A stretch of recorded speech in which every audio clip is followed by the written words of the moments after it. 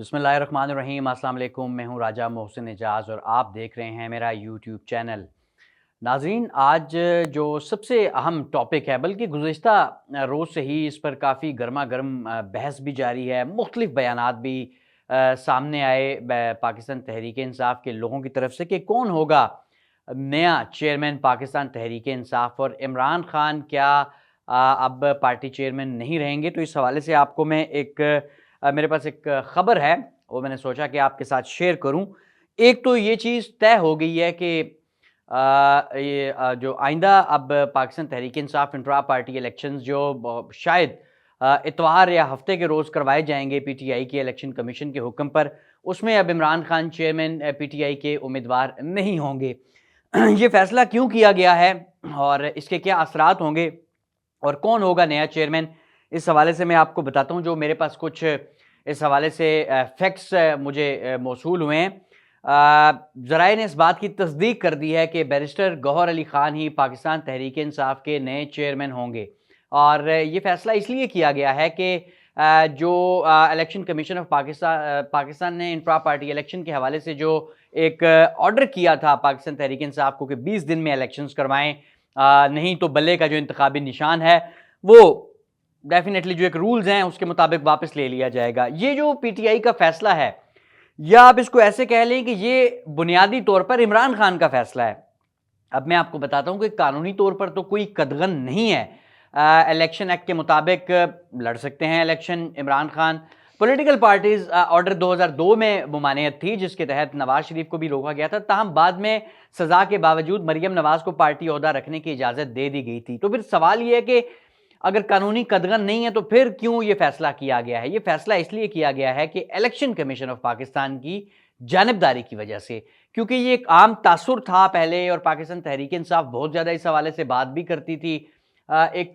Public opinion भी develop होता चला गया कि मुसलसल पीटीआई के और इमरान खान के खिलाफ फैसले जो है वो ये इलेक्शन कमीशन देता चला आ रहा है। और ये जब इस्टेब्लिश हो गया फैक्ट, तो पाकिस्तान तहरीक इंसाफ अब मजीद कोई रिस्क नहीं लेना चाह रही, क्योंकि मैंने पहले भी अपने वीलॉग में ये बात की थी कि सिर्फ जब आम इंतखाबात का शेड्यूल जारी होने में, अब जैसे कि दिसंबर के दूसरे वीक में, ये भी मैं आपके साथ तफसीलात शेयर करूंगा कि शेड्यूल पर भी काम मुकम्मल कर लिया गया है। इंतखाबात का शेड्यूल आने लगा है, चंद ही दिन बाकी हैं और ऐसे में एक पार्टी को के ऊपर आपने एक तलवार लटका दी कि उसका इंतखाबी निशान ही वापस ले लिया जाए। एक ऐसी पार्टी जो कि सबसे ज़्यादा मकबूल तरीन पार्टी है, जिसका वजूद पाकिस्तान के चारों सूबों में, तमाम शहरों में, हर कोने में है, ऐसी पार्टी से आपने इंतखाबी निशान वापस लेकर उसके खिलाफ कार्रवाई शुरू कर दी। तो ऐसे में ये जो शॉट लगाई गई है पीटीआई की तरफ से, देखें अब ना उनसे इंतखाबी निशान बल्ला वापस लिया जा सकेगा। चेयरमैन देखिए सिंबॉलिकली कोई भी हो, कोई भी पार्टी का चेयरमैन हो, लेकिन इख्तियार इमरान खान का ही रहेगा, पार्टी टिकट इमरान खान ही देंगे, फैसला इमरान खान का ही होगा, वोट इमरान खान का ही है, पॉपुलैरिटी इमरान खान की है और मुल्क के सबसे मकबूल तरीन लीडर भी वही हैं और पार्टी पर उन्हीं का हुक्म चलता रहेगा। लेकिन अब इलेक्शन कमीशन ऑफ पाकिस्तान को किसी किस्म का कोई मौका ना देने का फैसला किया है। हालांकि अगर आप मुझे पता है कि आप सबके जहनों में यह सवाल होगा कि मुस्लिम लीग नून के इंट्रा पार्टी इलेक्शंस के हवाले से कभी ऐसा फैसला नहीं आया, पीपल्स पार्टी के इलेक्शंस के हवाले से ऐसा फैसला नहीं आया। जेयूआई, एएनपी, सदियों से वही लोग जो हैं वो पार्टी को एक फैमिली लिमिटेड कंपनीज की तरह चलाए जा रहे हैं, लेकिन यहां पर ये क्यों किया जा रहा है। तो ये भी अगेन एक इलेक्शन कमीशन ऑफ पाकिस्तान की जो आप कह लें कि जानिबदारी जो है, ये उसके हवाले से जो शकूक व शुबहात हैं, ये उनको मजीद तकवीयत देता है। अब बैरिस्टर गौहर खान पर आने से पहले मैं एक चीज़ और बताऊं कि ये मामला सारा तोशाखाना केस से शुरू है। इवन दो उसमें अभी सज़ा तो मुअत्तल है, इमरान खान सब जमानत पे हैं, लेकिन फैसला अपनी जगह पर मौजूद है। हाई कोर्ट में आपको पता है कि अपील जो है वो अब आइंदा 2 रोज़ में सुनी जाएगी इसके ऊपर, और अगर ये फैसला भी मुअत्तल हो जाता है तो फिर इमरान खान के ऊपर जो एक कानूनी कदगन जो कुछ लोग कहते हैं कि शायद हो सकती है तोशाखाना फैसले की वजह से, वो भी ख़त्म हो जाएगी। लेकिन आपके सामने ही है इस वक्त इस्लामाबाद हाई कोर्ट की सूरत हाल भी, तो वहाँ से भी और इलेक्शन कमीशन से भी कुछ ज़्यादा तवक्कुआत रखना ये बड़ा जो है एक अजीब मामला होगा। बहरहाल जहाँ तक बैरिस्टर गौहर खान का एक ताल्लुक है, तो वो एक प्रोफेशनल वकील हैं, बरतानिया और अमेरिका से उन्होंने कानून की तालीम हासिल की और ये बिल्कुल आखिरी अरसे में पीटीआई में शामिल हुए थे, अपनी जब पीटीआई की हुकूमत ख़त्म हो रही थी और बैरिस्टर एतजाज़ अहसन के चैम्बर में इन्होंने अपना काम शुरू किया। तोशाखाना केस जब इलेक्शन कमीशन ऑफ पाकिस्तान में गया और मैं बतौर इलेक्शन कमीशन बीट रिपोर्टर वहां पर मौजूद था, मुझे याद है अगर किसी भी शख्स को ये तोशाखाना केस पूरी तरह से समझना हो तो बैरिस्टर गौहर खान की पिटीशन और या फिर जो उन्होंने पहला जवाब इलेक्शन कमीशन में जमा करवाया था वो जो है वो सिंपली पढ़ ले, आपको पूरा तोशाखाना केस समझ आ जाएगा। मैंने वहां पे बैरिस्टर मोहसिन शाह नवाज रांझा जो इस केस में कंप्लेनेंट भी रहे, बाद में उन्होंने अपनी कंप्लेन वापस ले ली क्योंकि वो स्पीकर का रेफरेंस चला था, तो उनसे एक दफ़ा सवाल भी मैंने किया कि कितने लोगों ने अपने कफलिंग्स, अपनी घड़ियां, अपनी बेडशीट्स अपने नॉमिनेशन पेपर्स में जाहिर कर रखी हैं कि इमरान खान ने जाहिर नहीं की, तो आपने उनको नाअहल भी किया, डी सीट भी किया और फौजदारी कार्रवाई के लिए मामला भी नीचे ट्रायल कोर्ट को भेज दिया। तो ये खासा हैरान कुन एक चीज़ थी और बहरहाल ये आप देख लें पूरा तोशाखाना केस, आपको उससे समझ आ जाएगा। बहरहाल जहाँ तक हम बैरिस्टर गौहर खान की बात कर रहे थे,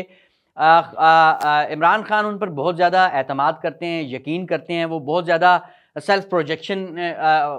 नहीं उन्होंने कभी की, बड़े खामोश तब दलील के साथ बात करते हैं और कानूनी महाज पे जितने भी, आपको वो याद होगा मशहूर जो जुडिशल कॉम्प्लेक्स में इमरान खान पेश हुए थे, जब बाहर आए थे बैरिस्टर गौहर उनसे कुछ दस्तावेजात दस्तखत करवाने के लिए, तो बहुत इस रिसेंट अरसे में वो इमरान खान के करीब रहे हैं और मौजूदा हालात में इलेक्शन कमीशन को मजीद कोई मौका ना देने के हवाले से मेरे ख्याल में ये इमरान खान का जो फैसला है ये बड़ा ज़बरदस्त है, लेकिन ये सिंबॉलिक ही होगा। चेयरमैन भी वही हैं, जैसे मैंने पहले कहा, वोट भी उन्हीं का है, फैसले भी सब उनके और टिकट्स भी